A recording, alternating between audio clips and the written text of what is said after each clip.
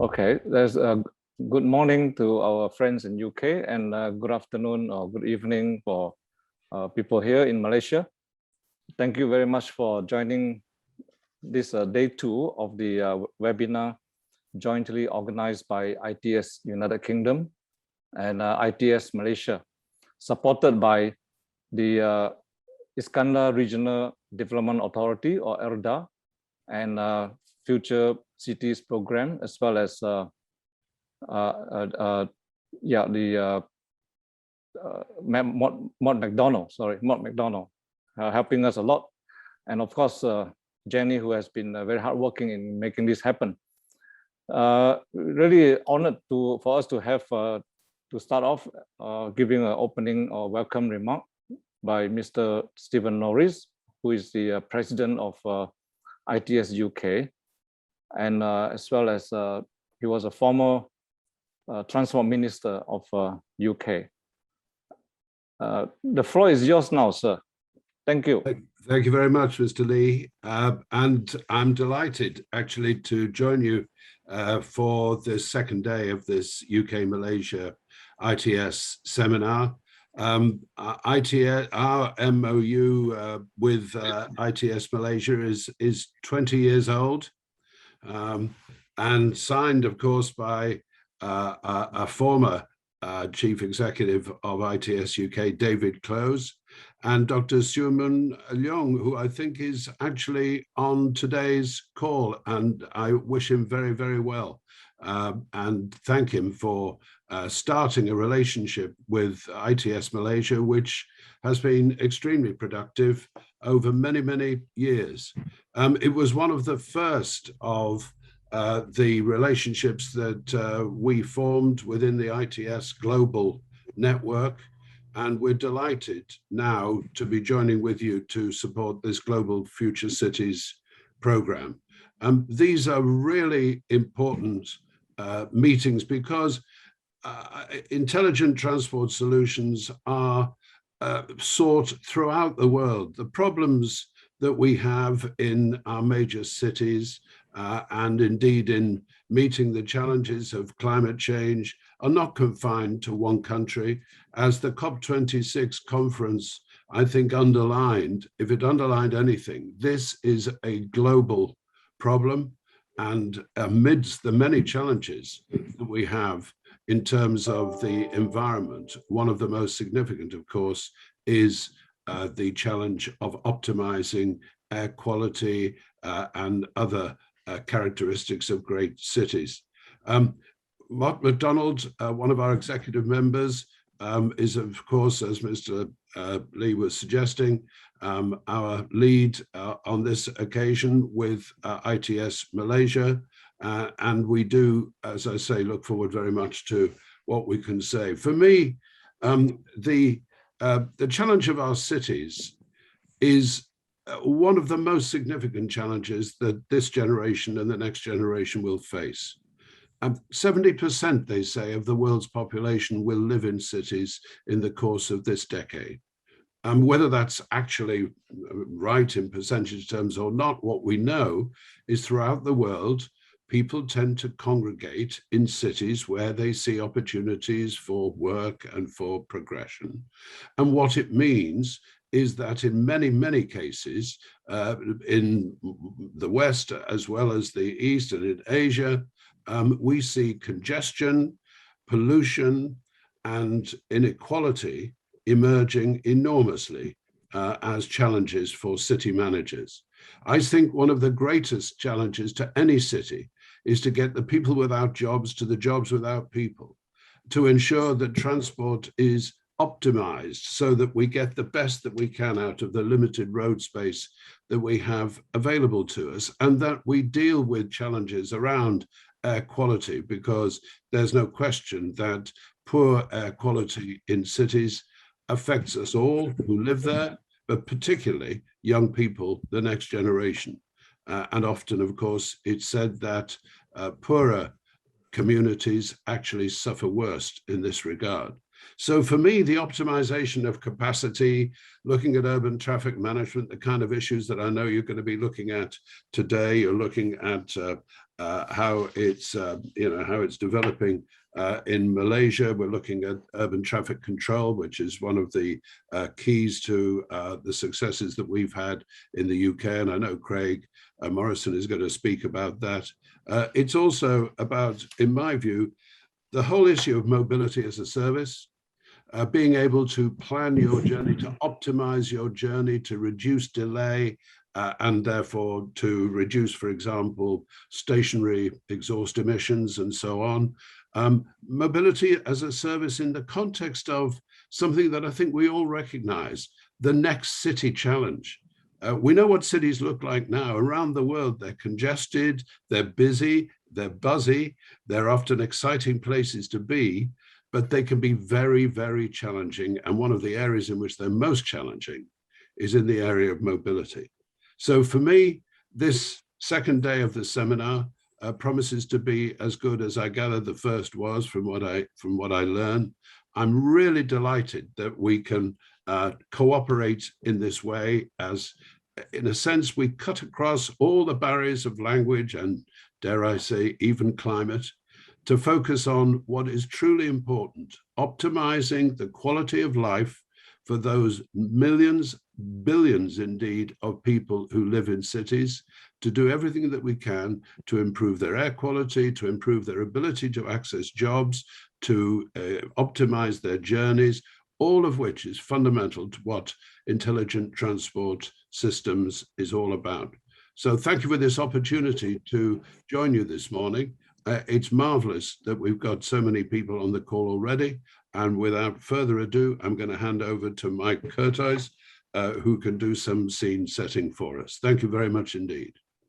Thank you, Stephen. Just before that, it's so lucky that it's very grateful that we have someone like you who are giving us a good insight and looking at things, looking at the future mobility from a different angle, different level. That's giving us a lot of things to think about and how we could collaborate together in future. After all, Malaysia and UK, we have a very close relationship for a long time. And yesterday we heard that some of the project, they were actually looking at UK, how UK are doing things, and a lot of things that we could emulate and learning together. So with that, thank you so much, and appreciate your early days, starting so early on a winter morning. Thank you so much, sir. Let's move on to Mr. Michael Cortese to do his presentation, mostly on the project that is being undertaken in Iskandar and also involved in Malacca as well. Yesterday, I think Andy was trying to learn how to say the thank you in Malay. I think Mike has been here for so long, you probably could help him. Do you know how to say thank you in Malay? Yes, fortunately it's terima kasih. So. Oh, okay, you qualified.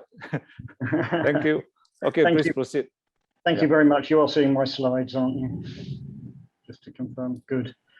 So good morning, everyone, and selamat datang semua. Good afternoon, everybody in Malaysia. You'll be pleased to know it isn't sunny in Malaysia. Well, it's certainly not in Kuala Lumpur. The rain is pouring down outside, so it's typical tropical afternoon. What we're just going to do quickly is run through the Global Future Cities program and give a little bit of scene setting on what we're doing and what we're learning. And it's very interesting to pick up on and a great pleasure to follow Stephen Norris and some of the themes that he's been picking up on. So this is part of a UK government funded initiative. It's looking at urban development in 19 cities across 10 countries. It deals with the areas of urban planning, transportation and resilience, and picking up on that poverty theme and exactly aligning people with jobs and improving the way that mobility works is a key. So the program in Southeast Asia is formed of 13 projects across 9 cities. And if you look in the middle, somewhere tucked away, we've got the 2 cities within Malaysia, which are Malacca and Iskandar, Malaysia. So we'll describe those in a little bit more detail. So the Iskandar, Malaysia interventions are both very much mobility focused. Delivering 2 interventions which look at the implementation strategy for a smart integrated mobility management system. So getting data in, supporting people in their mobility and day-to-day activities. Out of the back of that, of course, comes this crucial data that enables data utilization for managing evidence-based urban and transport planning. The better we get our planning, the easier it is to move around, and we're creating things in the places that people want, not where by some form of default. The other thing to note perhaps is that SIMS will connect with Iskandar Malaysia's Urban Observatory, another increasing trend that everywhere will have an urban observatory which is storing these sorts of data. Within Malacca, we're looking at a green bus network and green transport master plan and a heritage area integrated mobility plan. You know, one of the challenges in Malaysia we've certainly got is it's very car heavy, so improving public and non-motorized transport provision, which comes into SDG 7 and reducing, and SDG 3, so emissions and friendlier fuel types, and looking at using smart and integrated and evidence-based methods to achieve these. If we just have a quick look at the two areas, you know, Iskandar Malaysia is at that tip, so that then passes straight over to the border with Singapore. So it's a huge development region, considerably greater in size than Singapore itself. There are already transport modes under development, and Rudy, I know yesterday covered the BRT, but there's sort of light rail under development as well into Singapore, and a historic heavy rail connection running north. There's also the potential for future high-speed rail. Interestingly, 350,000 people cross that border every day, and a significant number still do it on motorbikes, and motorbikes do not have the best of safety reputations. So if we can create modal shifts, you know, it's also bringing good health and safer means of transport. Malacca itself is one of the smallest of the Malaysian states. It has a relatively small population, but it also has this enviable challenge of being a UNESCO World Heritage Site. It's twinned with Penang for that. It receives 16 million visitors a year, and private vehicles dominate the transport modes in Malacca. Recently, we've had the 12th Malaysia Plan released, and I think it's timely to have a quick look at that and see the impact that that will have on the rollout of ITS. And that's yet again picking up on the themes from the 11th Malaysia Plan. They're 5-year plans. 2021 to 2025 is the 12th, and obviously the preceding one. So it's making the use of public transport as first choice. It's reflecting the need for this collaboration between relevant authorities. In other words, we've got to look at data sharing, making things more efficient so we get the best outcomes. So, and part of that will mean little changes in the way policy works, and you can see reflected here, ensuring effective enforcement of private vehicles entering cities. That will be a big challenge for Malaysia. Considering introducing measures to limit parking spaces and impose higher parking charges, all areas where ITS will help, and ITS will be providing that information in the future.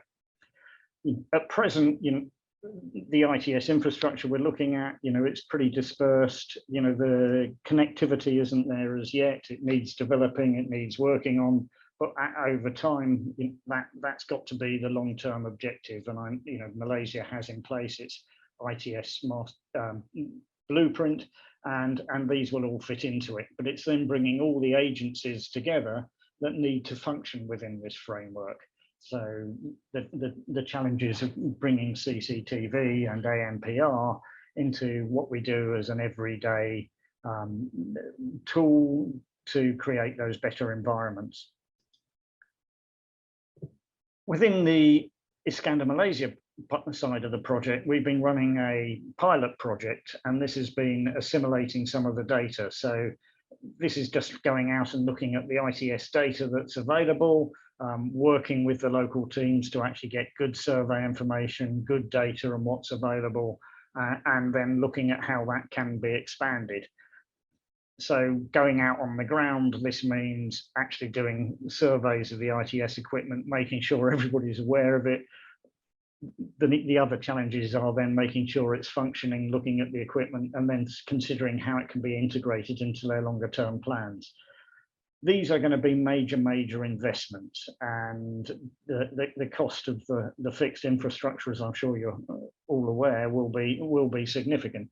But what it can do in terms of freeing up mobility within the region will be crucial, and enabling that optimized use of the road capacity that exists, being able to route people away from problems. Everybody in Malaysia will be hooked into a phone if they're a driver, but we've also got to consider that there is a significant poorer element that won't have a smartphone. So there are sort of wider challenges that go with this, and that means that signage will still be important and feeding that data back.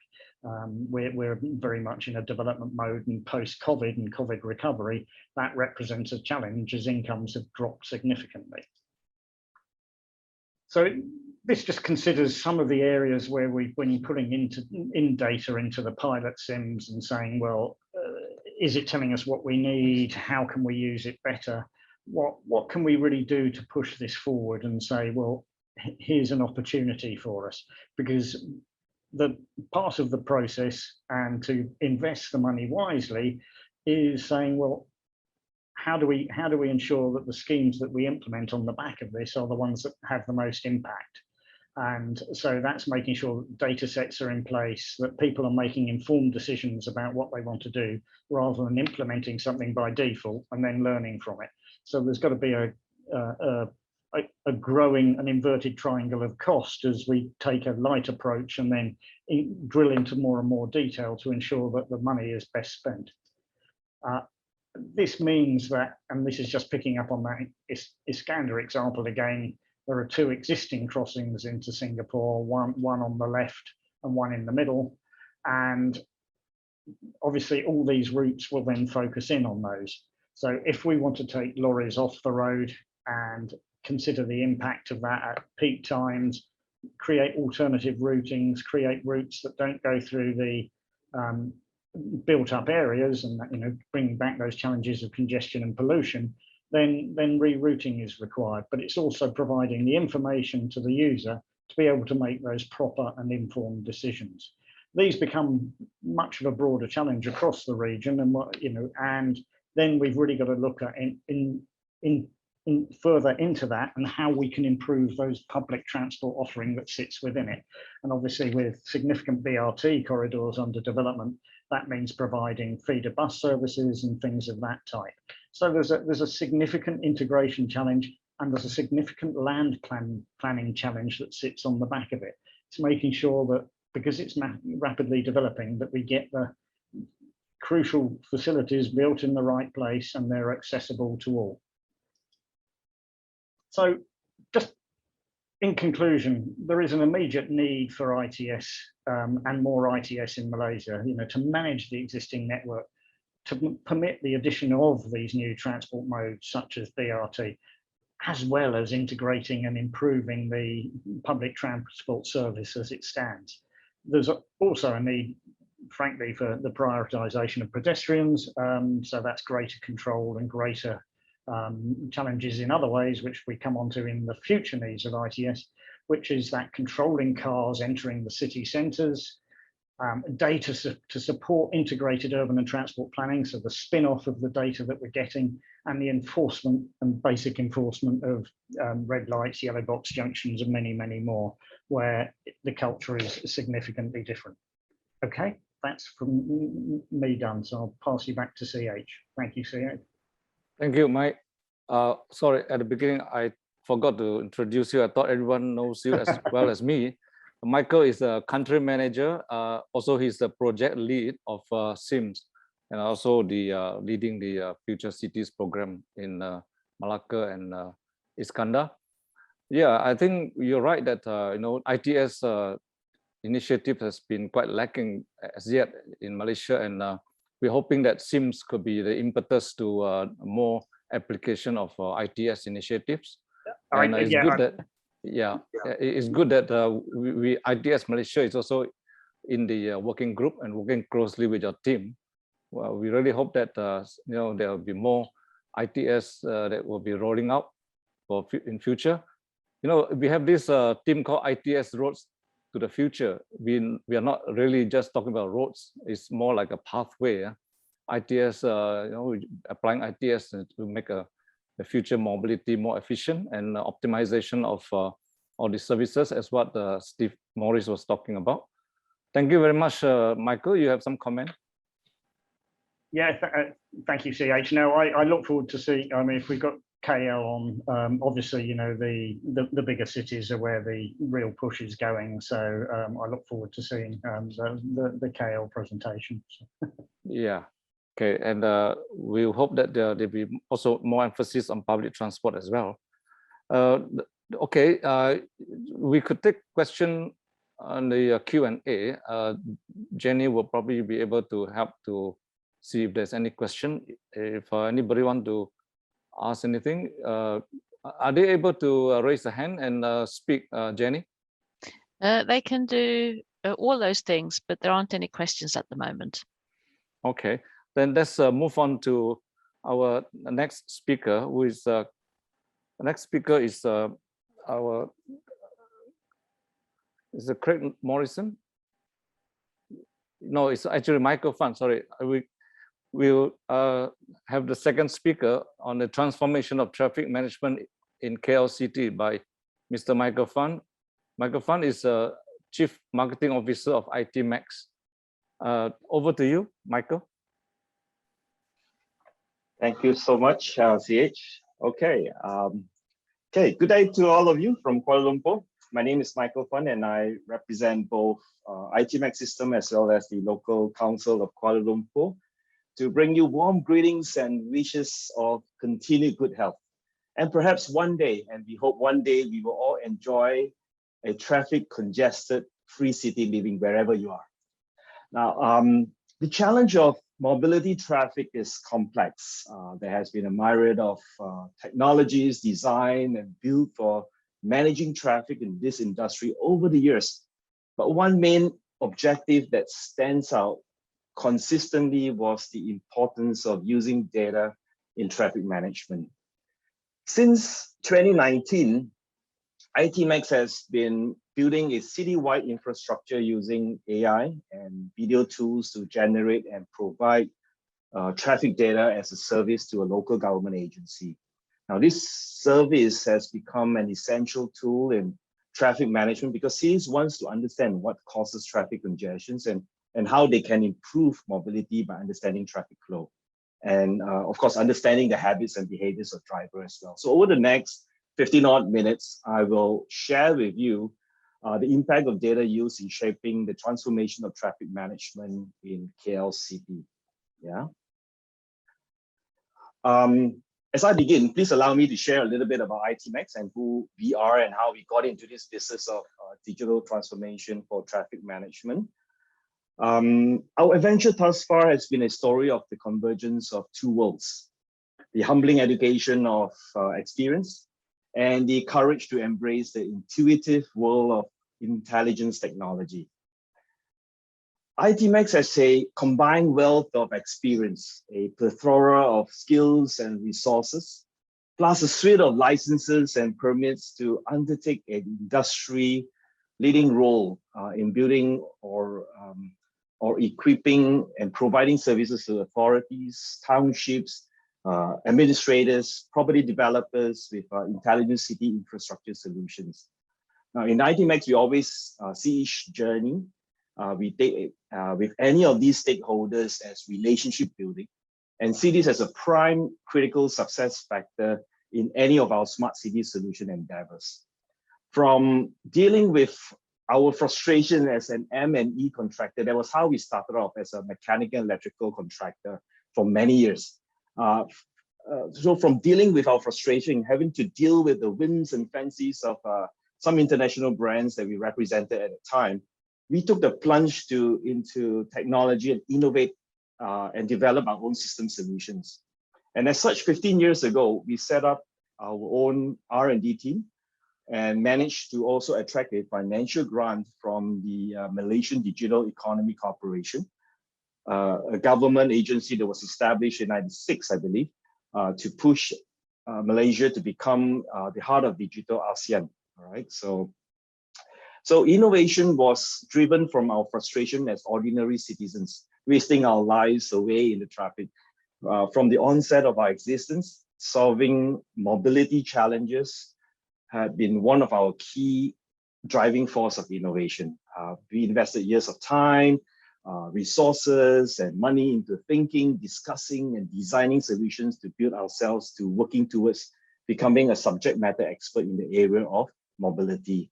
So innovation from within and learning from working with other experts allowed us to grow and develop such solutions and to embrace intelligent technologies and tap the new digital currency of the world, data, via the combined use of CCTV and sensors. So from over the course of 4 years, we have perspired, sweat, and blood to roll out this infrastructure that lay the very foundation for what I'm going to be showing you in the rest of my presentation. The reason I'm presenting this and the previous slide is not so much about promoting ourselves, although if I manage to do it in the course of doing so, it is purely coincidental, and I apologize for my unabashed behavior in doing so, but it is certainly to help you understand that transforming a community is never just about having a technology know-how or a fantastic product or the right relationship with the right people. Now, many of my learned colleagues here on this panel will certainly agree with me that it takes years of hard work and a combination of courage, of perseverance, of working partnerships, and of course, good solutions, and perhaps a bit of good fortune once in a while to get us to the right place, to get things going. So but you can see from here some of the key milestones we have done, progress over the years with the number of cameras that we have installed on the roads, smart street lights that we have installed on the road, traffic lights that we have installed on the road. And these are all just projects here in Kuala Lumpur itself. We even have our own fiber optics network traversing the roads in Kuala Lumpur. And today we are already capturing data into our servers and our network at about 842 terabytes as of the 30th of June 2021. By next month, with the release of new programming in our cameras, we're going to be reaching the petabytes of data per day. Yeah, this is per day. So, and as such, transforming traffic management in Kuala Lumpur was certainly a journey that took us almost 10 years of patiently waiting, growing, thinking, and finally granted the opportunity to sit down with the city authorities to discuss, even just to discuss the possibility and potentiality of our idea. And it took us another 3 years before we finally got our feet off the ground to take our first step in the journey. So 3 years of arduous planning, brainstorming, and discussion to understand the city authorities and other stakeholders' issues and challenges were what it took to get us to this stage. So there were a lot of dialogue between us and the city authorities and the federal territory ministries as well, and the various other stakeholders in the city. So let me give you a glimpse of the journey that has been taken so far. Now, the city authorities' journey began in 2002, while we were still, ourselves, ITMax, were still only learning the ropes and watching the integrated traffic information system, or the ITS project, birth itself in Kuala Lumpur. In 2005, it began life as a traffic monitoring center. And through the years, the city authorities worked with some of the best technology companies available at the time. All right, and throughout the years, the system was maintained and upgraded.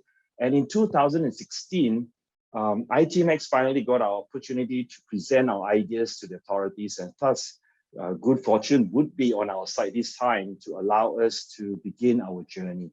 And finally, in 2018, we were awarded formally the project after a long evaluation and procurement process. And within 20 months from that award, we finally got the first phase of our traffic transformation master plan completed and running. And so I'll just very quickly go through some of the elements within the phase one of our transformation of the traffic management in KL. We have the IP-based video surveillance camera infrastructure, the software system, and the data sensors that we need to build. We had to construct a new traffic management system from ground up. just to customize to the local requirements and also the ever-changing evolution of traffic situation and elements within the in KL itself. We also put in the variable message signage. In some countries, you may identify it as the digital signages, right? We have automated event detection and alarm and notification management modules built into the traffic management system. Of course, informing public enforcement and provision of assistance processes were put in place as well, because these were part of the not only a system, but it's also a systematic process change as well that was required to be put in place. It's not just about introducing a plethora of technology, but it's also a culture change. It was a workflow change as well for many of the authority operators. And of course, data analytics and visualization was one of the key cornerstone behind this particular project as well. And so here you get, it's a very messy map of all the cameras and sensors that we have across the city center of Kuala Lumpur. And of course, you can we still have loads of cameras and high resolution as well. And the operators can actually find many of such events like accidents and road, roadworks and road obstructions all over KL. So they can still do that. But when you grow the number, however, when you grow the number of cameras to the tune of thousands, and it is impossible for any of the operators to be able to monitor and look for these kind of events. And so what we did was that, obviously, with the technology available in the industry, we can use video analytics to create and capture this kind of data. And on top of the video analytics, we actually program in artificial intelligence as well, so that the video analytics is capturing relevant and important data and information for us from the data gathering from the sensors, from CCTV, from radars. It goes up to create, extract data sets like vehicle count, vehicle type, and so forth, right? And when we correlate some of these data sets, we could come up with information like traffic flow volume, accident detection, hit and run, illegal stop, and so forth, queue length, dispersal index. And this helps us from the functionality perspective to do traffic optimization, to do accident management, to do traffic condition insights, right? And this continues to grow as the AI platform continues to learn, continues to understand what's going through in the system. So if I were to just help you understand and visualize this from a picture perspective, from the cameras, we are able to collect this kind of data flow that's collecting from the cameras, whether it is congestion, queue length, or congestion, or events, or pedestrian on the road. So, and these are able to put into the formulas that we have programmed into the system to be able to understand the volume, the queue length, and in return, all this information will then be used and applied for functional applications such as auto discovering the congestion situation and then notifying the operator, auto discovering some of these events like illegal parking, reverse driving. By categorizing them into the various types of bus, truck, and so forth, it helps, right? So I'm not going to go into details, but I think you'll be able to get the idea that a lot of these events can now be automated and what the operators need to know at the end of the day is that the council authority are able to capture all these alarms and notification and be able to do emergency planning, to do road capacity control planning in the future, development planning. Of course, they can come in with offense enforcement and even do search and find of vehicles if they want to. And from the public perspective, public information and traffic navigation was obviously a big thing among our public service, right? And I'll share a little bit more about how they're doing this in some of the later slides after this, right? Now, obviously, traffic insights visualization is very key in the whole thing as well. And these are being customized every few months. They are looking at new things as they understand the power behind visual, the power behind the visualization of information and data, correlated over time, correlated over different data sets. And this is where the operators now beginning to see, and they have this aha moment, within themselves, and they are able to see, yes, I want this and I want that. And so we are now filtering that through over the months of sitting down with them. So every few months we have this dialogue with the operators, and we exchange ideas as to, okay, how best we're going to visualize this, how best we're going to, what kind of data, what kind of information or insights will you be looking at, right? So these were things that we look forward to as we engage with the city councils and authorities. So perhaps picture paints 1,000 words, obviously. So I'm going to look at, share with you some of the actual transformation that is taking place. So obviously some of the events detection, like illegal stop. So the system automatically captures this. So we have trained the system over time, and they are slowly recognizing it. Right now, most of the events that I'm highlighting to you is above 83% accuracy. I mean, we still get false positives here and there because we have thousands of cameras that needs to be programmed, and each of them has their own scene, own demographics, own behavior, own sets of challenges. And then you have this changing time of light from morning until night, and then we correlate this information and data with other sources of data that we are able to rely on as well. So illegal stop is something that we have trained the system to be able to do. We are able to do accident detection, right? So like this, in this case, they are capturing this car on this side. You can see that it has an accident that it was detected. This one is on traffic congestion. So we have a formula that's put in place and agreed with some of the traffic consultants that this will be the algorithm formula that is necessary to determine the service level of any junctions or any particular set of the roads. So this is at the junction, and this is on the longer stretch of road. So they're able to calculate the number of vehicles that's coming into the city and exiting the city. We can actually identify road repairs as well. So when there's road works, and so now we are working with the other departments within the council authorities to be able to coordinate with them if there is a scheduled road repair, so that we can actually plan, put it into the messaging system and platform to be able to inform the public. And here we have illegal parking or illegal stop on the roadside. Sometimes this also one of the causes of congestion, right? We were also asked and tasked to look into person on lane. This idea is that there are individuals that just crosses busy roads and crosses on yellow boxes, for example, right? And this is how giving you a glimpse of how the operator and the authorities have been using the video and the events that they have captured. And we not only project it across and onto the VMS or the variable massive signage that's located all over the city. We have 140 of them. But at the same time, to be able to reach out to those travelers that is planning their trips, the city authorities currently uses Facebook as well as Twitter to reach out to some of the road users that has been following them. So they highlight some of the events, and they keep them updated as well as to whether they are sending the enforcement, or they are sending a help assistance team or emergency team onto the particular site to tell them that this has been resolved and so forth. So we keep the public informed based on a real-time basis. Yeah.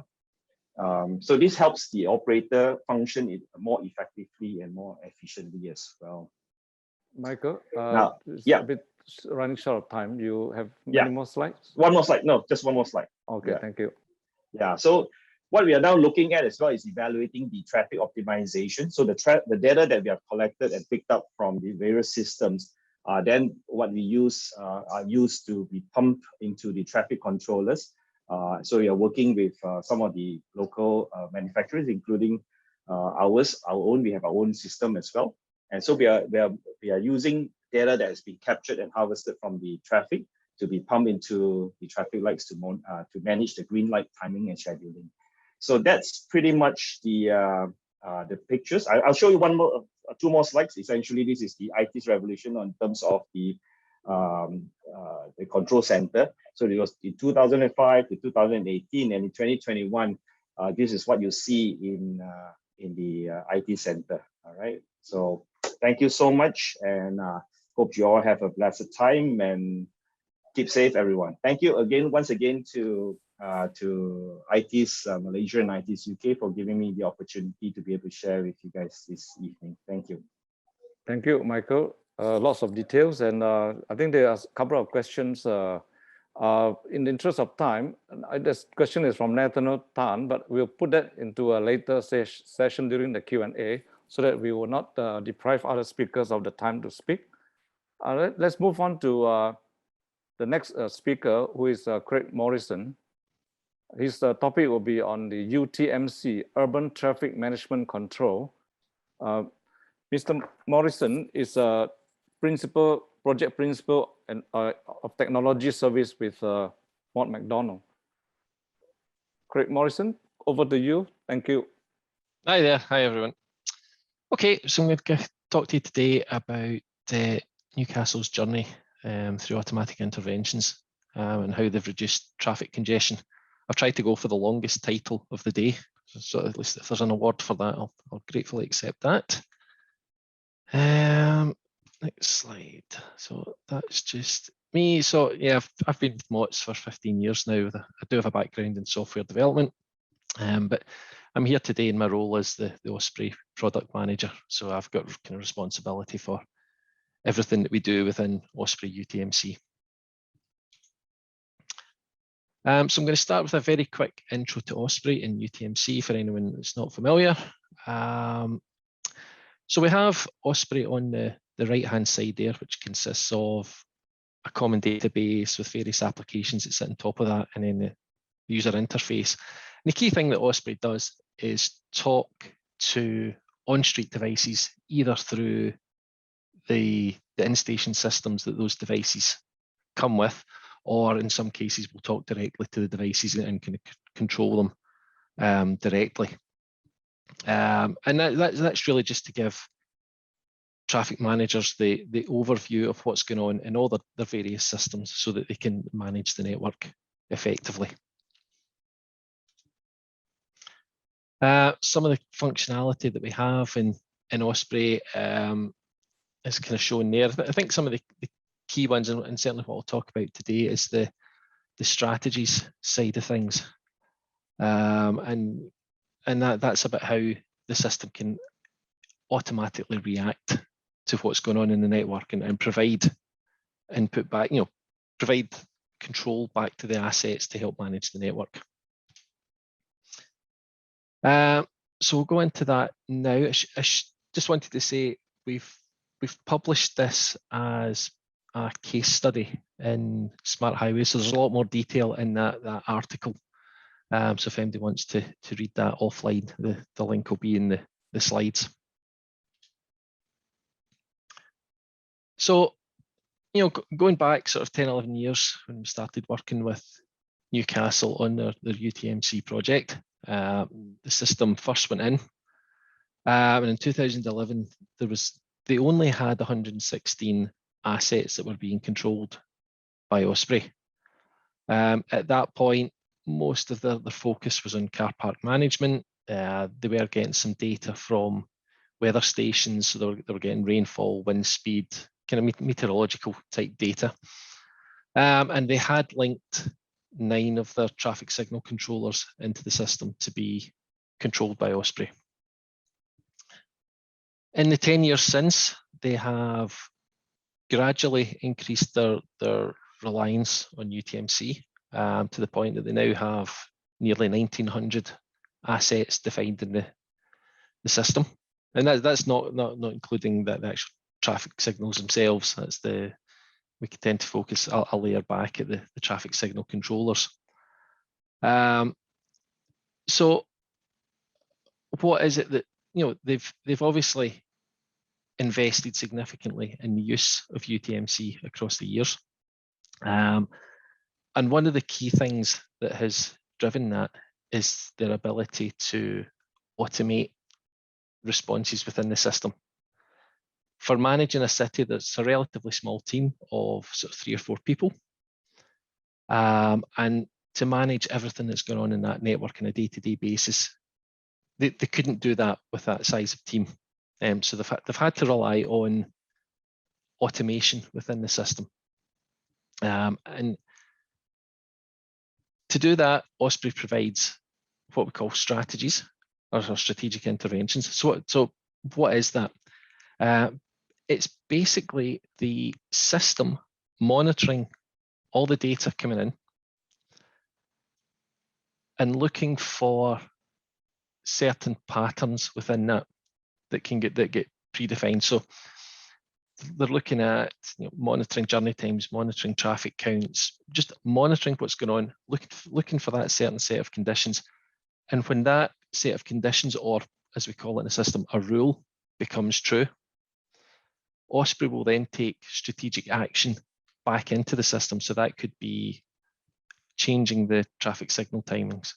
It could be, putting information on variable message signs. It can be tweeting out to their followers that there's a congestion or there's an accident on a particular road.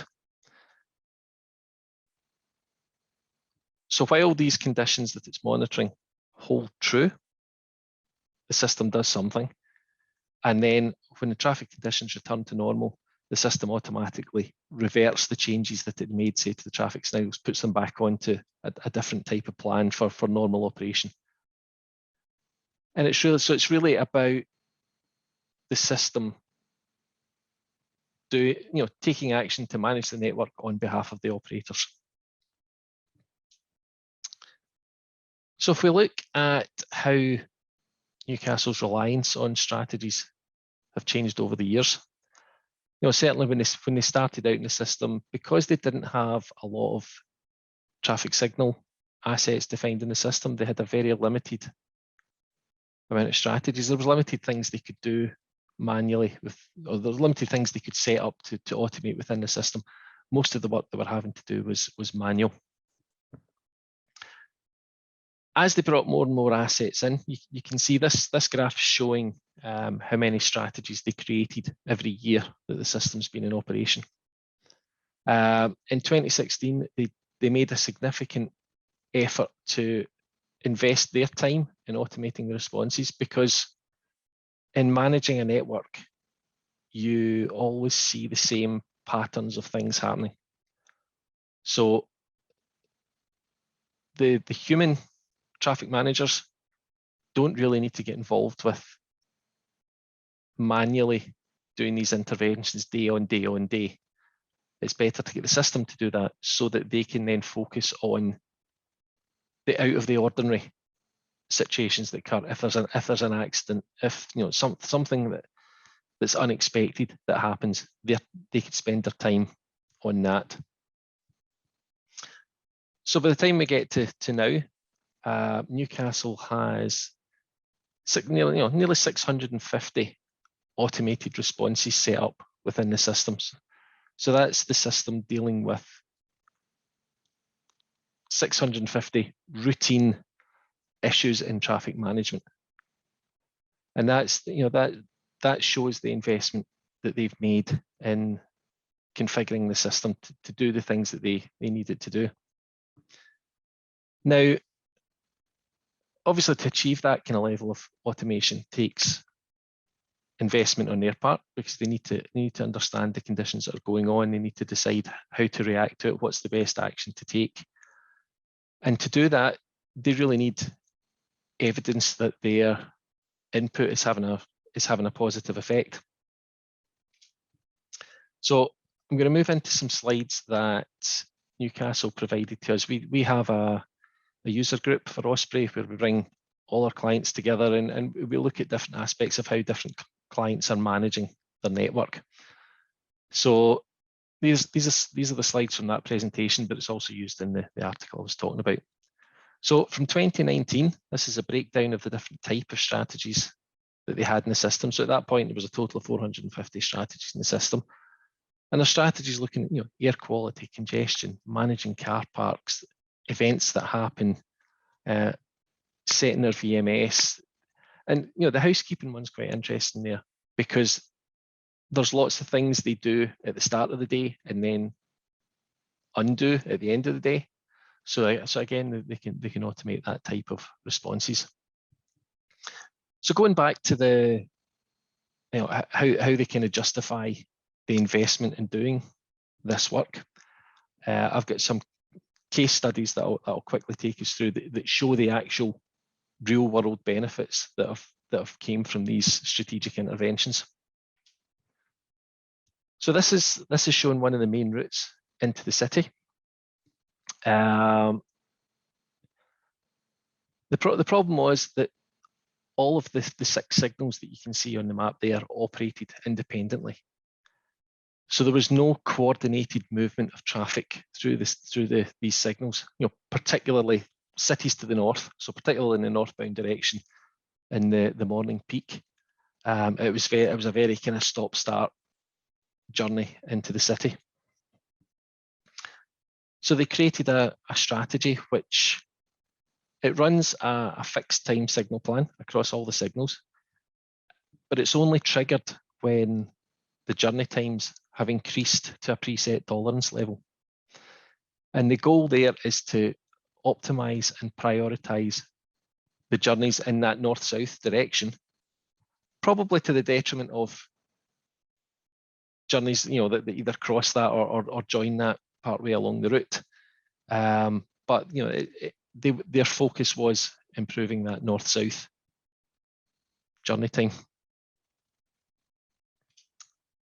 So to prove the effectiveness of their intervention, I don't know how clearly you can see that, but the blue line at the top represents the journey times on the northbound link, the northbound approach, before they implemented their intervention, and the kind of orangey line is after the intervention.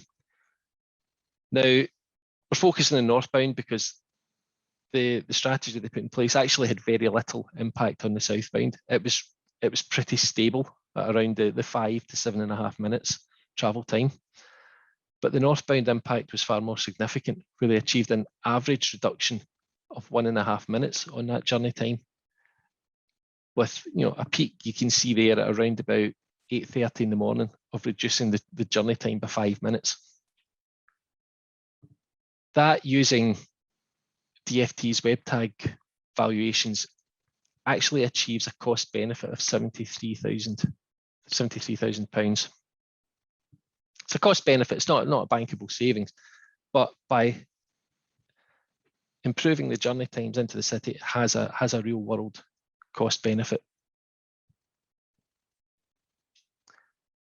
What also happened was that the consistency or reliability of the journey times was stabilized as well. Again, the top line shows pre-intervention, the bottom line's post-intervention.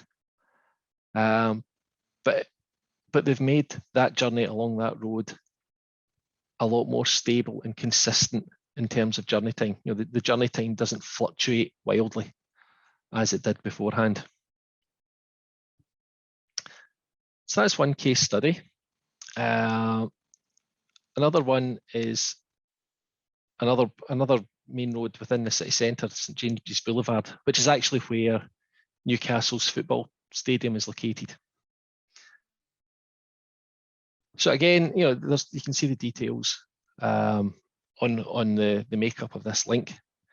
But the key thing here is the system does run Scoot, but because it's such a busy road and they haven't been able to maintain the assets as well as they like, there is significant loop damage for the Scoot system. So Scoot doesn't operate as effectively as it should. Again, this is a screenshot of how the strategy is built up within Osprey and the conditions that it's looking for. But basically, it's using flow, headway, and speed data, or it's looking at ANPR journey time data from the different links to figure out what the network's actually doing and run the relevant traffic signal plan based on that.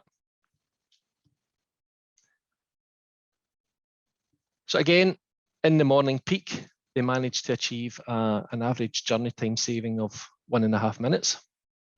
And again, cost benefit of £176,000 a year saving to users of that bit of the network. Because, as I said, that link has Newcastle's football stadium at one end. they actually did some analysis on human behaviour and how the traffic was impacted when there was a game on at the home stadium. Because our Osprey system also allows strategies to be run when an event is present in the area. So they could have created their strategies based around, if there's a game on at the Newcastle Stadium, do this. But the analysis showed that the peak traffic movements changed depending on the scoreline of the football game. If Newcastle was losing 3-0, fans would leave the stadium before the end of the game, meaning that peak traffic happened earlier than expected, earlier than the event would be scheduled to react for. On the contrary, if Newcastle winning their game, they win it at the end, fans actually stay about the stadium longer and don't travel away. So it takes longer for the peak flow of traffic to occur. So rather than set their strategy up based around the strict timings of when the game would be played, that's why they took the opportunity, or they took the approach of making the strategy react to when the traffic peak is actually happening, because they can't predict exactly when that will occur based on the event itself.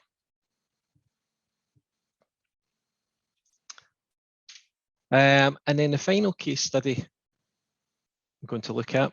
So the Metro Centre is one of the biggest shopping centres in the northeast of England, if not in the entire UK. It ranks 6th in the top 50 UK shopping centres. But one of the key factors for people making a trip to that, and this is public information that gets out and gets spread about, especially with social media, is how easy is it to get to, and what's the parking facilities at the shopping centre like? Now, before they implemented any interventions, the centre got a lot of very negative publicity on social media about the way the car parks were implemented. This is an extract from Twitter, and you can see some of the problems. People spend a lot of time just trying to get out of the car park, stuck on floors because the traffic just wasn't moving. So this, visitors to the centre venting their frustrations in social media, and having a very negative impact on the perception and people visiting. So again, they implemented a scoop-based strategy to assess congestion levels on the exit routes, and then created 2 coordinated signal priority requests to deal with the traffic. The traffic managers are alerted via Osprey. It also sends emails to the control centre at the Metro Centre itself, so that the managers there are aware there's an issue and that it's being monitored.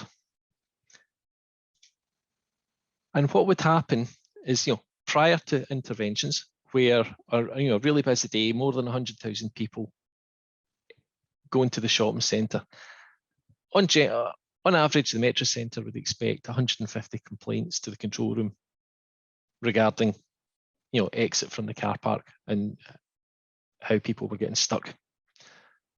Once they implemented the interventions, and that was coming into the Christmas period between 2017-2018, again, where the footfall was more than 100,000 people visiting the shopping centre, they got 0 complaints.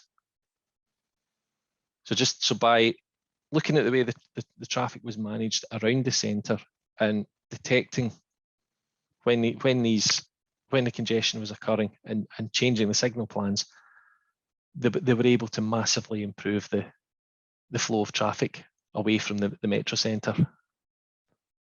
So again, a significant achievement.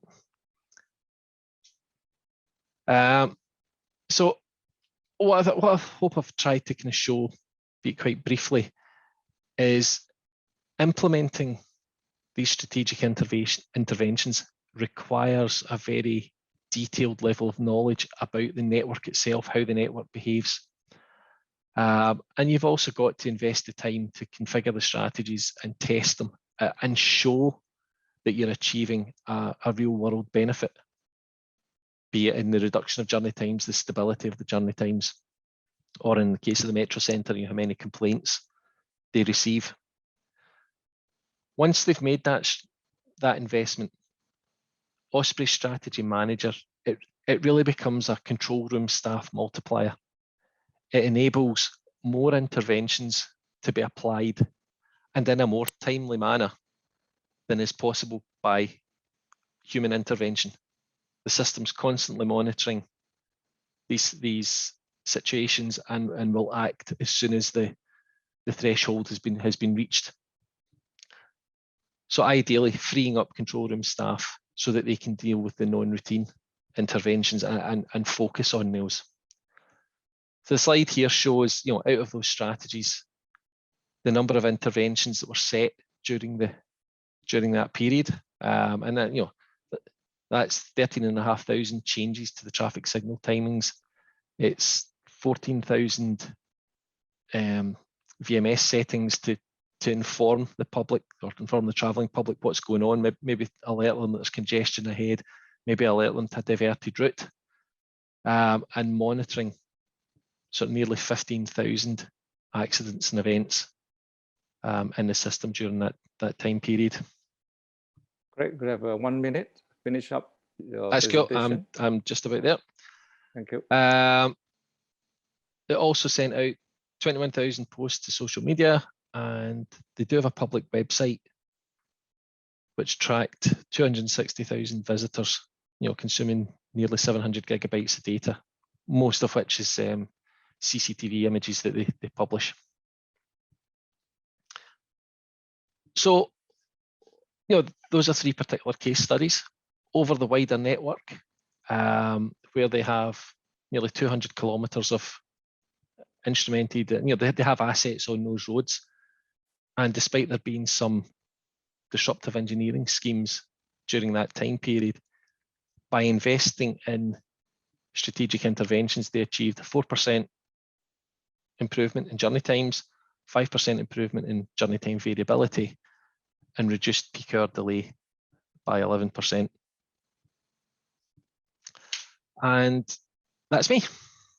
So thank you, and any questions?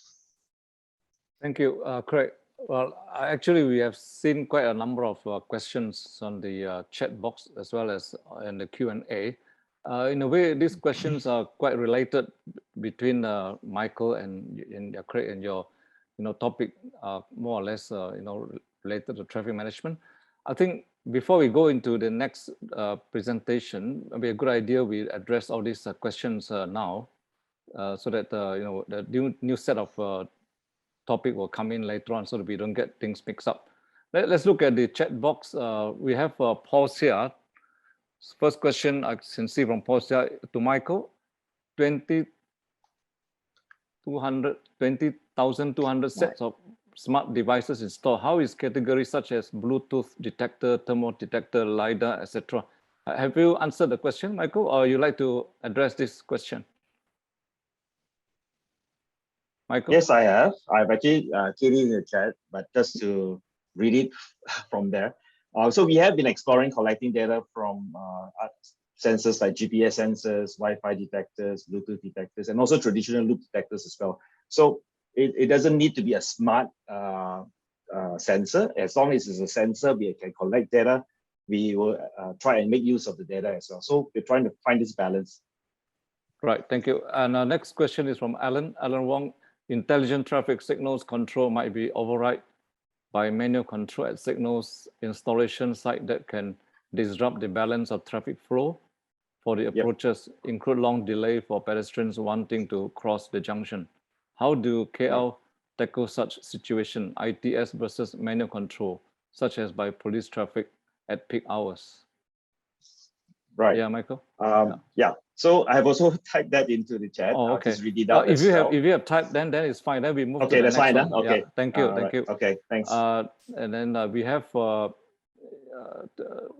some more going down. How we have been exploring collecting data from GPS sensors, where detectors and Bluetooth detectors, also traditional loop detectors. That's my answer. Oh, okay, thank you. Yeah. I know we have There is, from gentlemen, Madam there Yeah. is one new one in the chat, which okay. Can we Mr. Fan can we look at it? hasn't, which he hasn't. He's been very good behind the scenes and typing in his answers.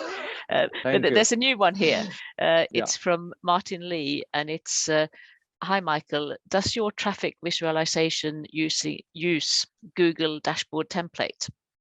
No, we don't. That was an easy one. Thank you, And Michael.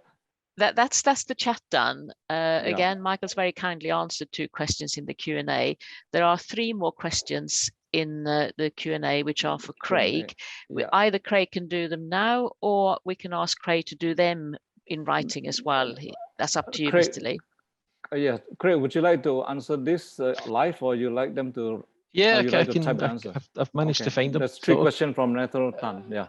Okay, on intervention, is it possible for OSPI to offer a variety of options when encountering certain traffic conditions apart from just doing one thing?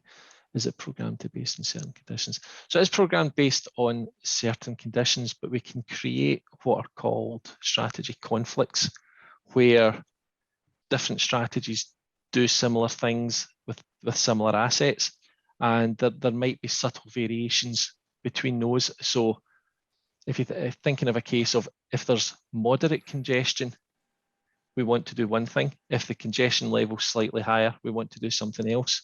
So we can place those 2 strategic interventions in conflict and prioritize them, so that as conditions happen for the first one, that will be activated. But if a higher priority of intervention is required, that can override the lower priority one, so it can do different things.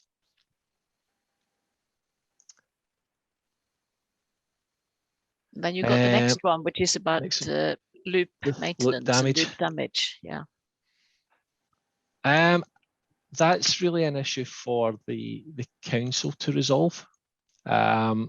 So they are responsible for the maintenance of those, and I think they've got to balance the impact of major roadworks on such an essential route into the city against the data that they can get, and also their funding for that.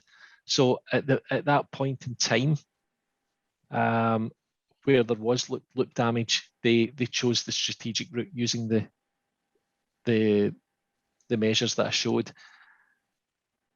as a mitigation against the loop damage. So I think I expect they have repaired those loops by now, because that was a couple of years ago.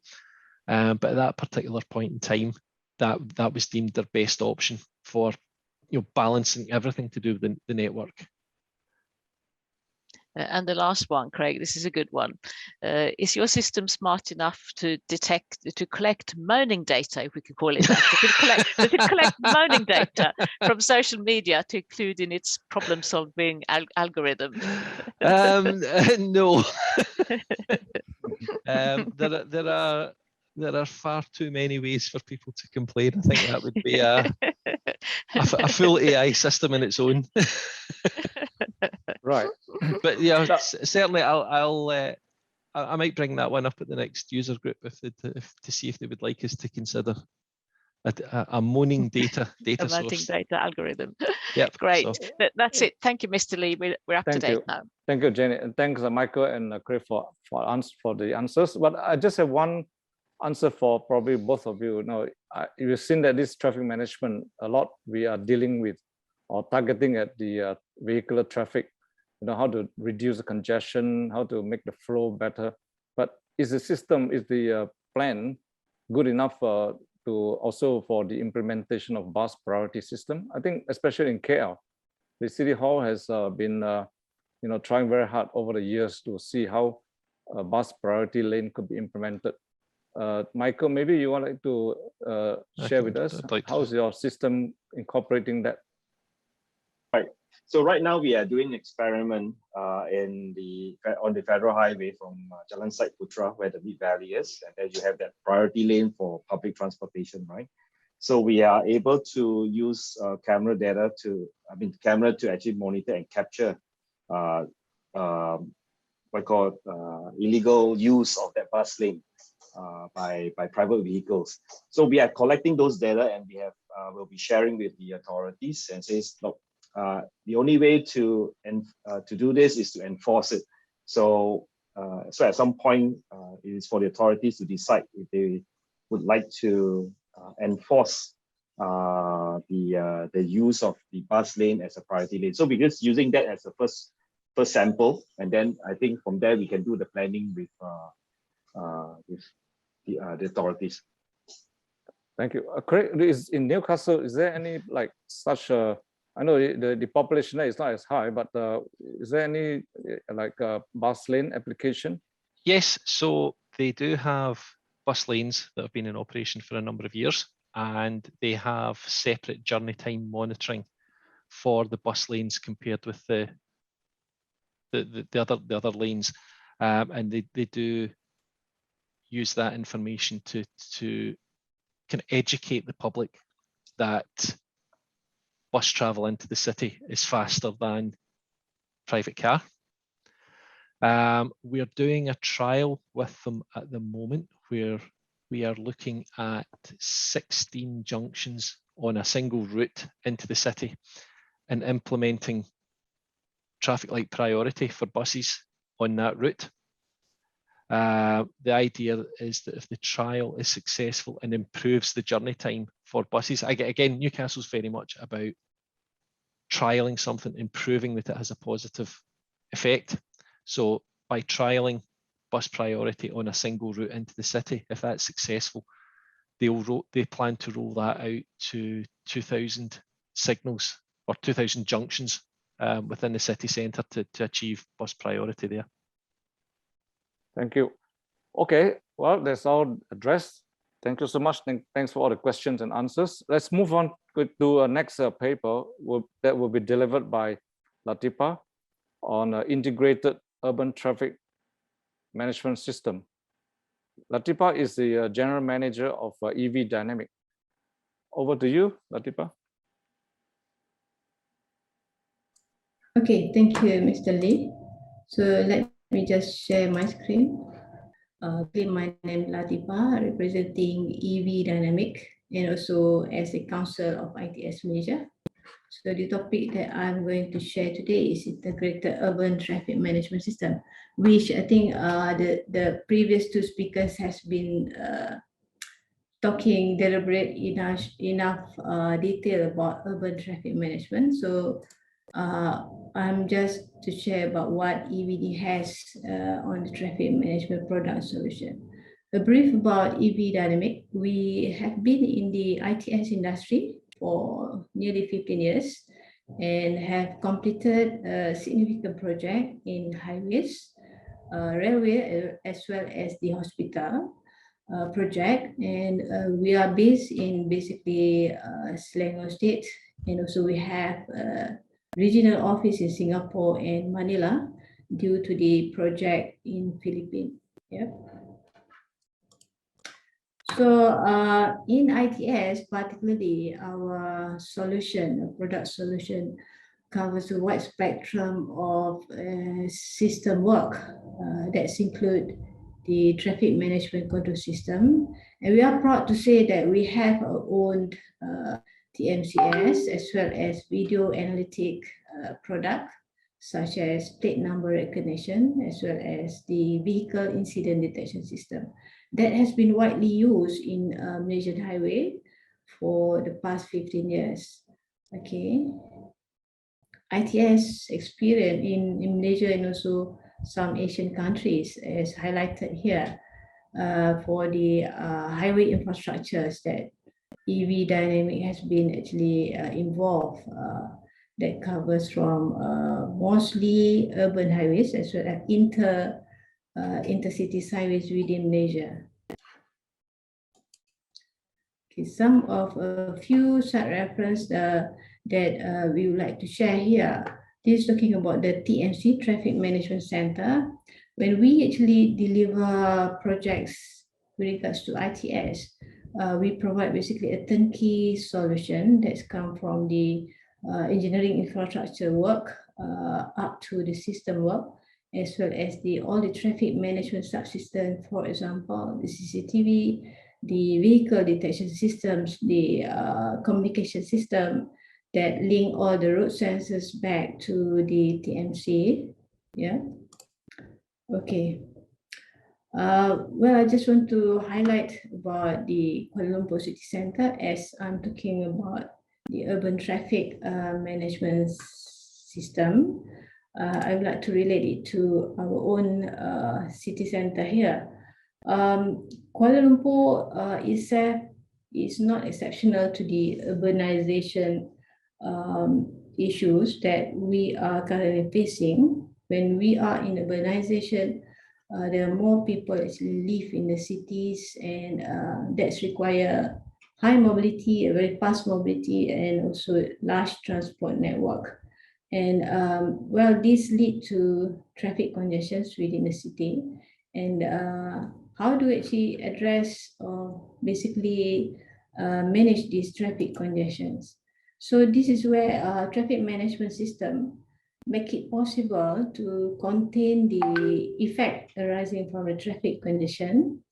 For example, like this in KL city itself, we can easily tell that there are 8 numbers of urban highways connecting from the outskirts of the city to the center of the city of Kuala Lumpur itself. So this actually people actually commuting either from the other regions around Kuala Lumpur come to the cities, and this cause a major traffic congestions, especially in the peak hour, in the morning, and also the evening, mostly in the office weekdays time. Yeah. So in Malaysia environment, it is very unique that we have quite a number of privatized highway. Well, you can say easily about 30 highways actually, but mostly in city centers, connecting back to the city council roads. And this is where we need actually traffic management to get this traffic information and to process and to manage also how we actually disseminate this traffic information to the TMC as well as to the road users, so that everyone basically driving comfortably and safely and can be at their own destination as per plan. Yeah. So moving to the system overview, typically for each of these highway road network, this is how the system overview looks like. From the road sensors, we can have CCTVs, all these variable message signs, vehicle detection cameras, as well as some communication device actually allowing the road users communicating back to TMC. And these communications basically our system actually comply to the standard NTCIP for the communication data standard. As for CCTV, like ONVIF, those are a very well broad general compliance worldwide. So these road sensors are then actually transmitting the data being collected along the road network into the TMC. So within the TMC itself, there is a process. The analyzing of data is happening, and all image being processed, identified, and vehicle has been classified, and the vehicle counting, speed, and etc. being analyzed and then being visualized in the TMCS dashboard, operational user interface, to be used by the TMC operator for day-to-day operation. Yeah, this is basically how the whole system of the road network being connected. EVD experience basically from the, as I mentioned earlier, from the engineering work at the roadside itself, and it goes back to the control center that include some of the video analytic engine at the TMC, as well as the software for traffic management. Okay. Basically, the definitions of traffic management control system, I think as everyone, even the last two speaker, or even yesterday, we truly understand that traffic management system basically integrating all the road sensors along the road network, and then do the data processing and analyzing it, and actually visualize it into the big video wall, and with the AI and machine learning smart features and video analytic capabilities, this information actually being useful for the operator to make an informed decision in managing the road network. So this is basically our in-house product that has been went through quite a number of versions from year 2006 until now. Yeah. So I would like to highlight just a few key features of the TMCS that we have. First and foremost, it is a interactive map view. Having said that, meaning from this map, the operator can either have more information about the device, road sensors along the road, through the device list on the left pane, or it could be from the map itself. From the map itself, they can basically get more information about the kilometer, longitude and latitude, as well as basically producing a report either from the statistic of that particular devices, as well as capturing many devices and putting analytic and also reporting purposes. Yep. So all these actually a real-time traffic monitoring, meaning to say that all these live sensors on the road providing a real-time data back to TMC. So for instance, like vehicle detection system on the road that will be able to tell the operator automatically about the accidents happening. This is through the machine learning capability of the cameras itself. So with the slow moving vehicles, that's most likely be accident or car stop alongside the road. Those are the breakdown incident that have been captured by the camera itself and automatically pop up at the notification windows for the operators to take action. So how do these operators take action? It can be either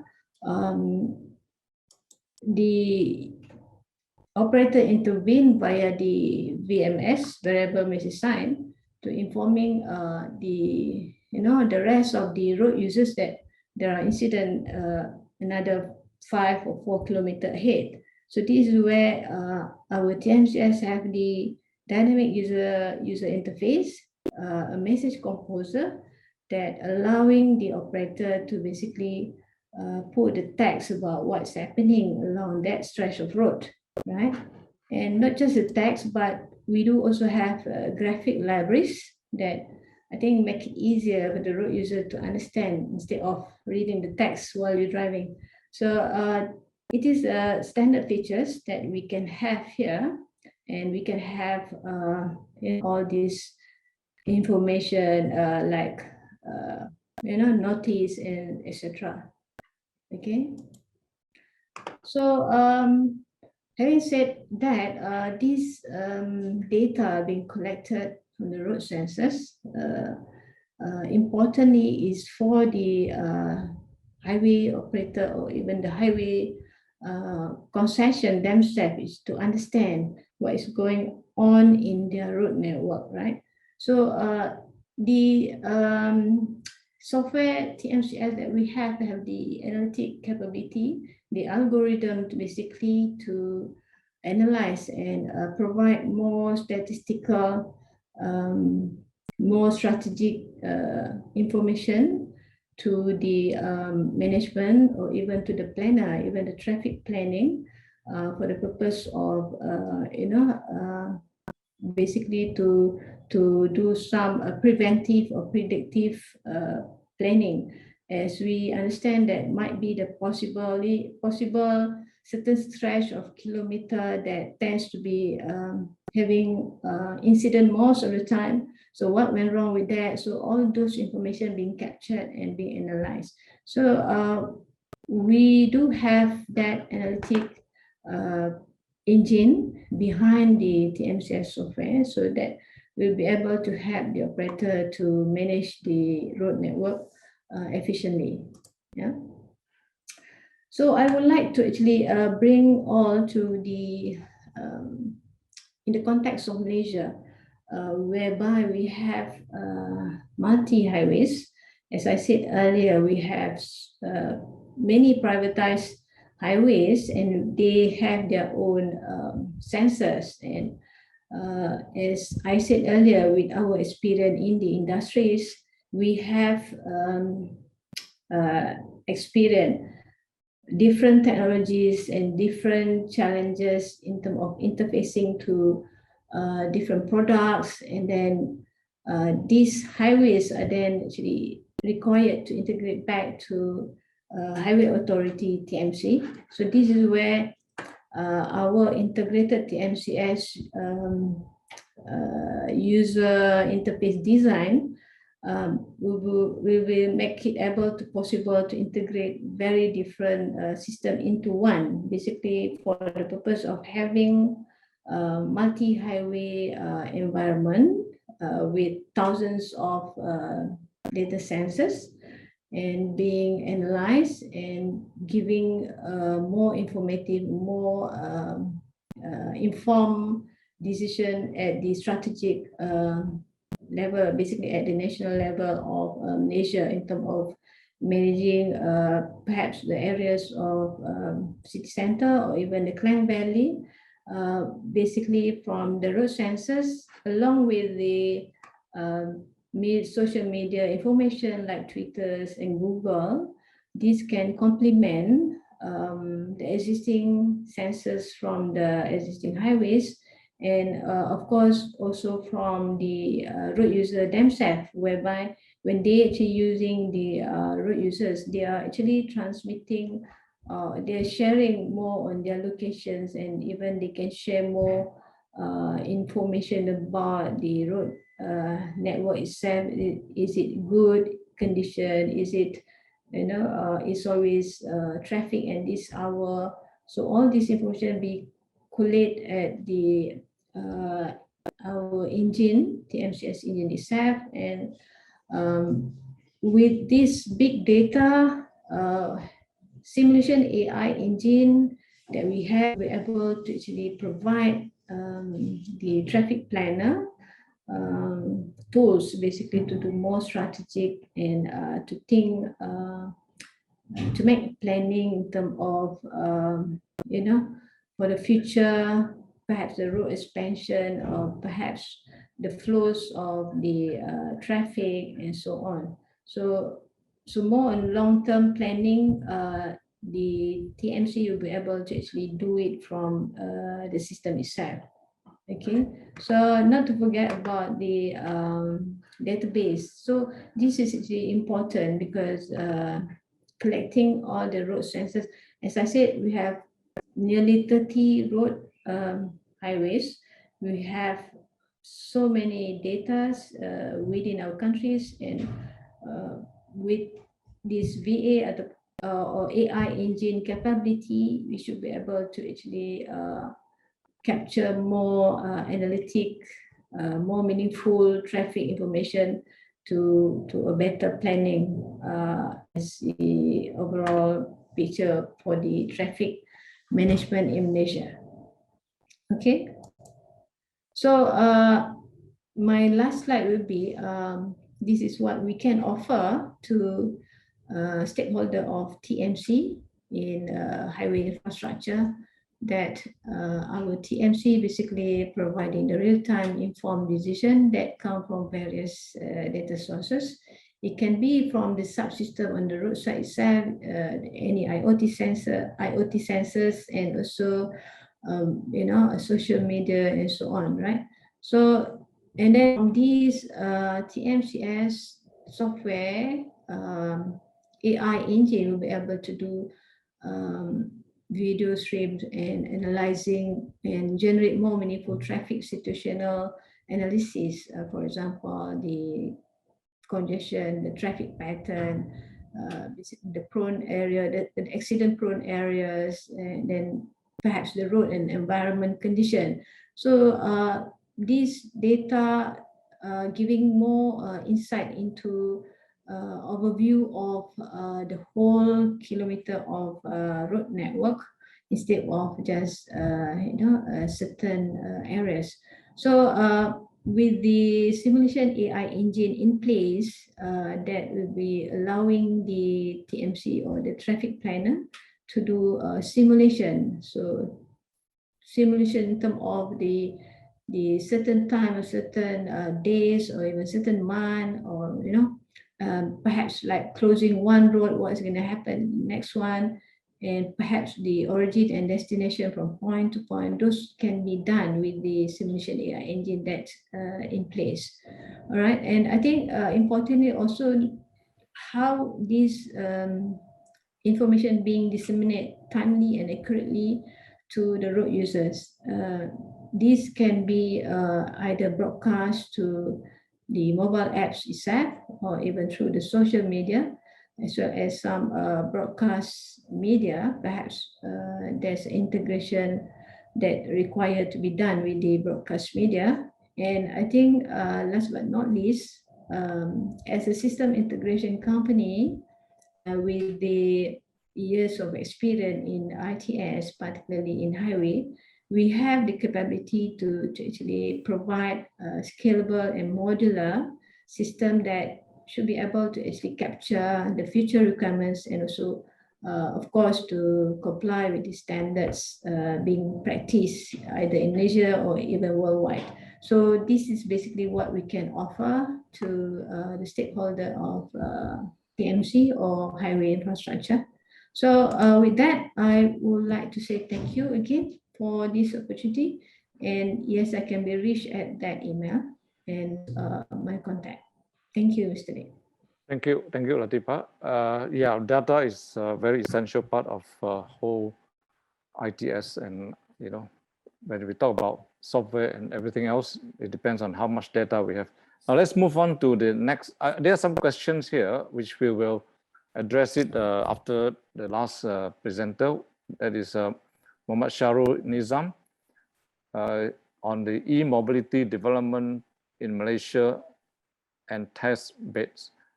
Sharul is the Chief Technology Officer of the Malaysian Automotive Robotics and IoT Institute. Sharul, floor is yours.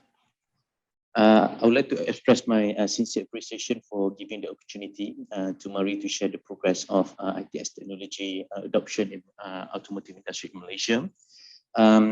I'm going to take this opportunity to share a little bit background from the policy and current implementation that have been undertaken to spur the ITS technology in Malaysia.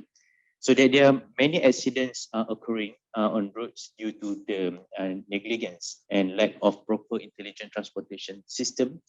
And it was recorded around 1.3 million people worldwide die from the traffic accident each year, and between 20 to 50 million suffering from the non-fatal injuries. So in Malaysia, it was recorded road fatalities was around 6,000 fatalities per year, and studies prove that 60% of accident can be avoided if a warning message is sent to a particular vehicle at least half a second before accident. So road traffic injuries cause considerable economic losses to individuals, families, and also to the nation as a whole. So these losses arise from the cost of treatment as well as loss of productivity for those killed or disabled by their injuries, and for family members who need to take time off work or school to care for the injured, for example. So road traffic crashes cost most countries around 3%, which include Malaysia, of our current GDP or gross domestic product. So for that reason, Malaysia government take this matter seriously and formulated few policies, blueprint, and kick off with several projects to support the development of intelligent transportation system, especially to reduce the road fatalities and also to develop automotive industry ecosystem as a whole. So as introduced, I'm Sharwin Zam from Miri, and I'm also council member of ITS Malaysia. Just to share a little bit background about automotive industry in Malaysia, we have TIV or total production volume on average around 600,000 actually, but due to the COVID situation, it has reduced around 20%. So last year it was recorded around 480,000, and this sector contributing around 40 billion to the GDP as a whole. With regards to the few policies that is closely related with the intelligent transportation system, include the National Transport Policy. This is the policy under Ministry of Transport. It is covering the whole logistic and also transportation strategies in Malaysia up to year 2030. And yesterday we have listened the intelligent transportation blueprint from my colleague from Ministry of Works, so I don't have to explain further on this. And then under Ministry of International Trade and Industry, and also directly under the Miri supervision, we have launched the National Automotive Policy. So this is actually the 4th edition of automotive policy that has been gazetted under the Malaysia ecosystem. So NAP 2020 introduced 3 new elements, so-called next generation vehicles, mobility as a service, and also to fully adopt the Industry Revolution 4.0. The primary objective, as we are informed of ITS, is to improve the vehicle safety and reduce accidents, injuries, and death. So amongst the technology that are being prioritized in the NAP include the advanced driver assistance system, which is making a difference in vehicle safety. So manufacturers are adding this other system to achieve the greater safety in vehicles, and the others additional cost will become low when others is made part of the vehicle cost. And of course, government of Malaysia will give sort of extra incentive for those OEM that are incorporating the latest technology into their model introduction. So in others, a cluster of sensors like video cameras, the 77 gigahertz millimeter wave radar like LiDAR, and also ultrasonic transducers feed the digital data via multiple serial interfaces to process that store and the data and process it. Yeah.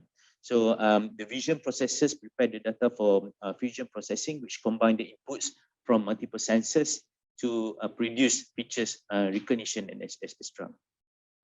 Okay, as the transportation move towards the environment of connected and autonomous vehicle, the role of communication and data transfer become more essential. Yeah? So automakers are looking to offload critical time-sensitive decision-making from passengers to autonomous vehicle through a complex set of sensors and communication with everything around vehicles. So this connected vehicle, or we call it as next generation vehicles in Malaysia, can be used for infotainment, navigation, to vehicle safety, and there is large potential for connecting to road users such as heavy-duty vehicles, pedestrians, cyclists. So the introduction of a communication interface into vehicle will also provide a pathway for state and also local government. So for that reason, this type of technology and ecosystem is aimed to be established in Malaysia with a 10 years plan. And we're targeting the next generation vehicle will be penetrating the Malaysian market from year 2025. But from that, to also cater the environmental aspect of it, the automotive industry also will be linked with the low carbon mobility blueprint strategies, which is will be considering the well-to-wheel calculation method and how we can optimizing this ITS technology to further enhance the environment protection in Malaysia. So we also adopted the ISO 37122 into our Malaysia standards, and we have identified 39 indicators to develop the smart cities. And of course, one of the key elements by measuring the performance of transportation system in Malaysia. For NAP 2020, actually, with the introduction of NHGV, we aim to establish so-called connected mobility ecosystem by year 2030. So NHGV will be communicating with the whole ecosystem to further improve its operation, which include the sensing, cognition, decision, and also action. So amongst the key technology that are being prioritized, I mentioned about the ADAS system. Not only to limited to this ADAS, we also considering and also incorporated the future autonomous vehicle platform, the sensor fusion solution, storage, computing, and also testing validation as the key strategies to deploy with the NAP implementation. So as I said now, as mentioned, we are providing several incentives to spur the technology development, of course, to support the ITS technology as well, and by leveraging the latest powertrain ecosystem. For example, now with the recent announcement by our government to give the full duty exemption to the electric vehicles, and of course it will be extended to those critical components that is really crucial for the development of net zero vehicle. Is already announced and already incorporated in our national automotive policy.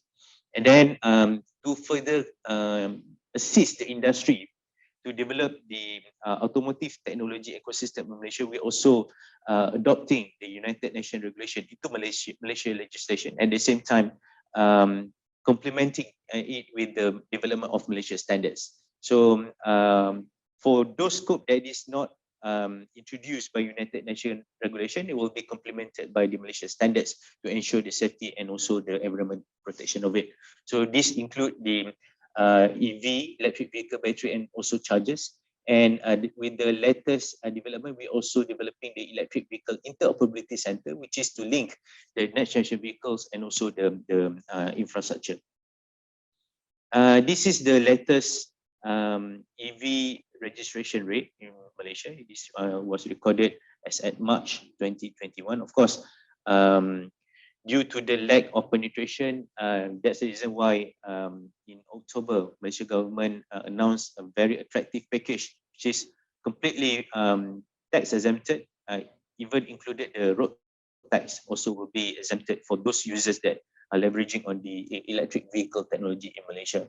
So with the development of EV in Malaysia, it can be easily integrated with the highly sensor fusion, for example, because of the electric function can be easily digitalized. As said now, it was recorded under government program 326 public EV chargers, but some private initiative also kick off to introduce some of the EV chargers in Malaysia. For example, the programs under BMW, Porsche, for example, and few other programs like Go EV, Jom Charge, and etc. That makes the total of EV chargers now 510 in Malaysia. So how Malaysia government assisting the technology development by integrating the latest automotive industry technology and related with the intelligent transportation system is by ensuring the highly sensor fusion technology is embedded into vehicles in Malaysia. So this is amongst the key strategy that we have imposed. The key priority include to focus on the safety, drive system, and also navigation by embedding the critical components, so-called like LiDAR, radar, etc., into vehicles development. So with this integration solution between the conventional automotive industry and also the latest electrical electronics function, it can further develop the automotive ecosystem, especially in the area of to determine the exact location of vehicles, to enhance the sensory safety. The control unit can be integrated with the control sensor. For example, the processing unit can be further enhanced by leveraging on the drive unit that is installed in the next generation vehicles. So for that reason, under Miri, we have deployed with the domestic project for NHGV microcontroller. So this is specifically to sort of communicating the vehicles with the infrastructure environment and also vehicle to vehicles. So we started with the design hardware electronic schematic, proceed further with the fabrication and also industrial design, firmware development, and also communication module and hardware interfaces. So this project has already been kicked off since July this year, and it is expected to be concluded within 2 years. And then to further assist the autonomous vehicle or next generation vehicles in Malaysia, we also allow the open road testing in Malaysia. So the routes for mixed traffic testing has been allowed in 3 areas so far. The first one is in Cyberjaya. In Cyberjaya, there are 2 routes.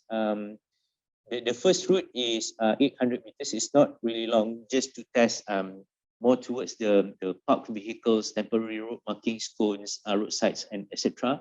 And we have the speed limit of 20 km/h. So this is really to test the functionality of autonomous vehicle.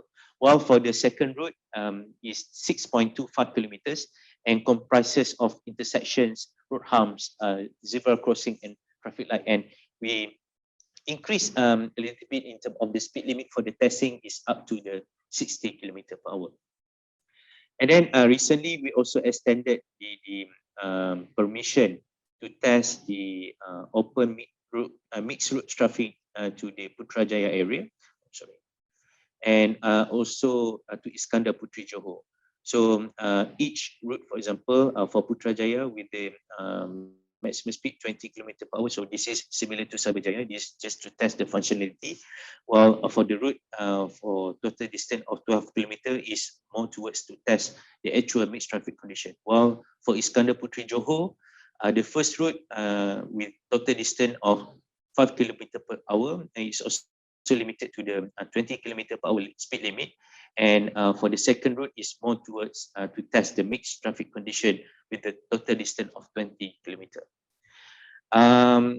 Apart from this open mixed route traffic testing, recently under the RMK 12, which is the Malaysia Plan 12 Malaysia Plan that has already been announced by our Prime Minister, we also have been approved to proceed with the Center of Excellence for Future Industry, and this include the next generation vehicle testbed development.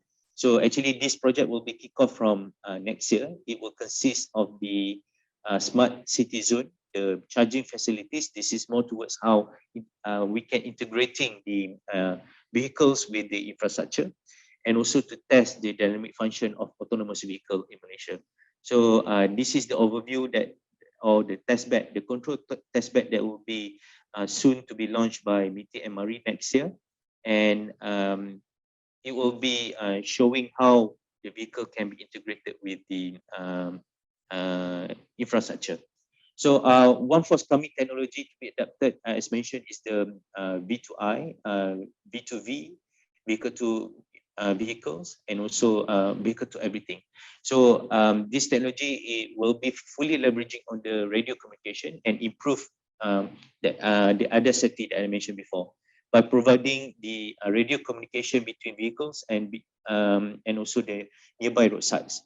The V2X actually is a broader term which include all those ecosystem connectivity, and in addition to objects such as pedestrian crossing roads or V2P, detecting the bicycle, motorcycle, car lane, detecting the traffic light conflicts, and also internet-based networks which distribute software and firmware updates to vehicles, including the HD mapping.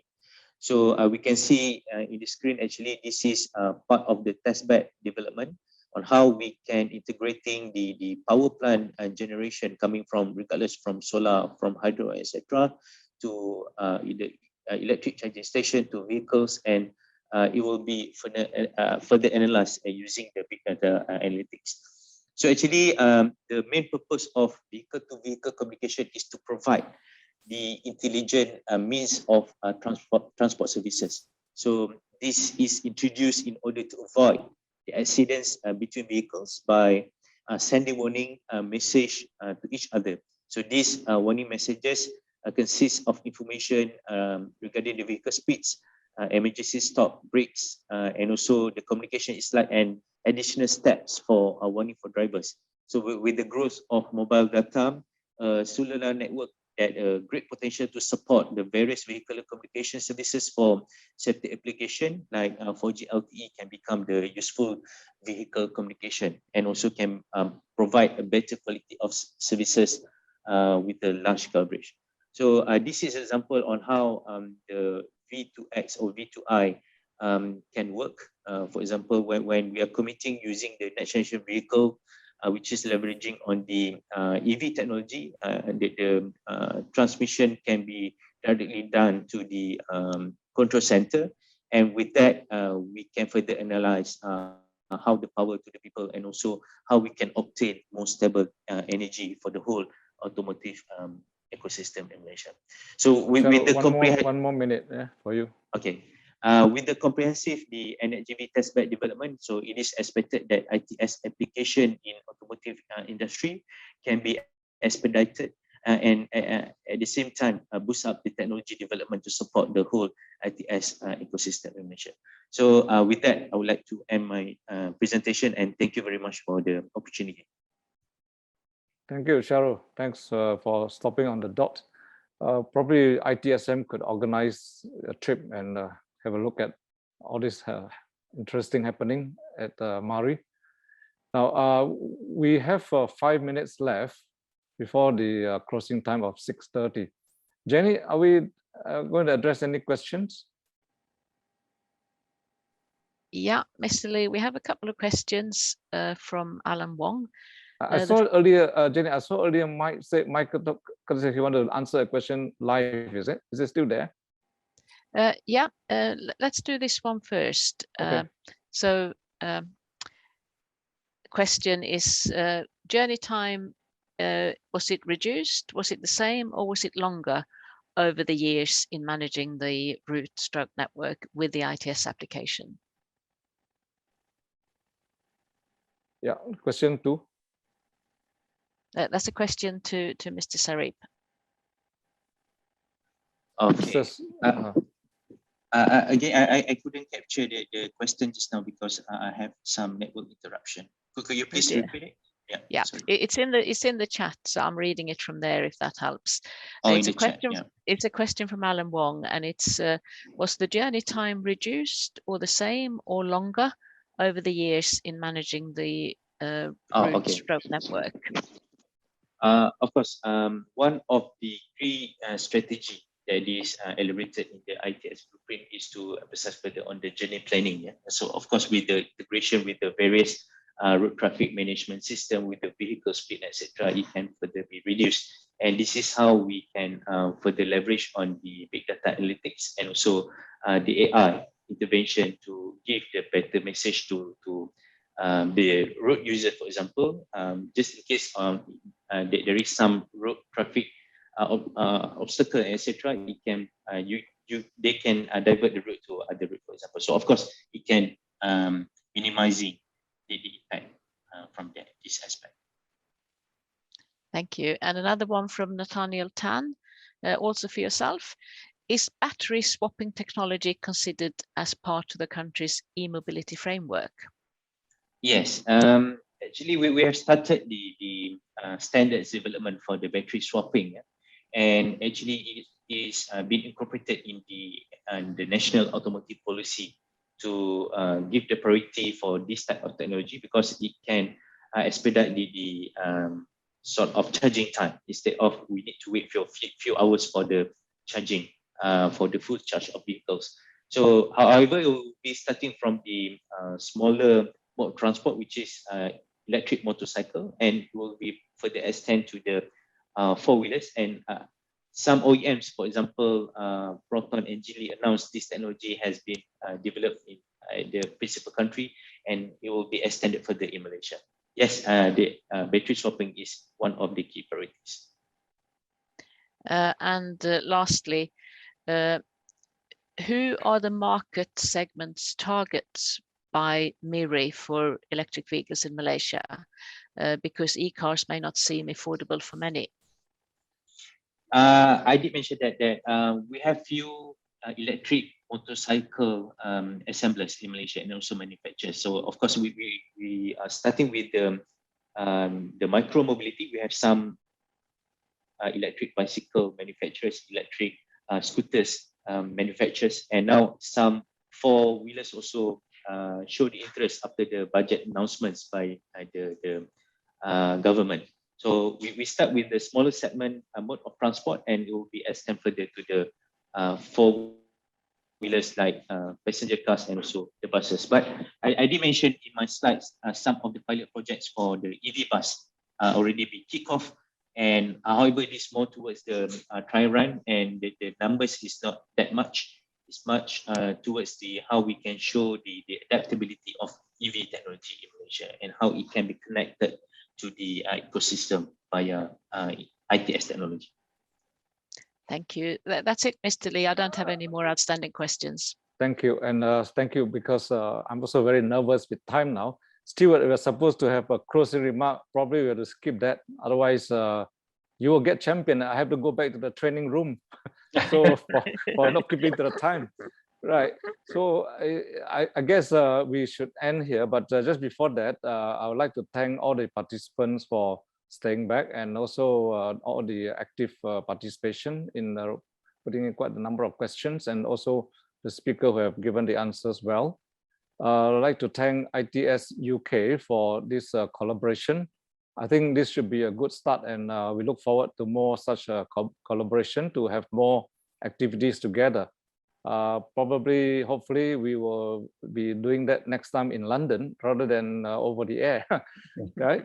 So with that, and also, of course, I'd like to thank Jenny for all the help that has given, and also assisting me in doing this session, especially with the questions. So with that, shall we close the session now? Stewart, is there anything else you want to add on?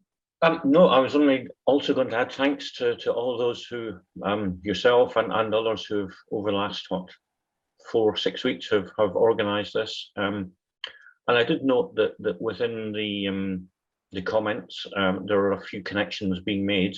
I just encourage people just to keep those up. You know, if you need any help identifying email addresses, I'm sure we'll be able to facilitate that through the organisers.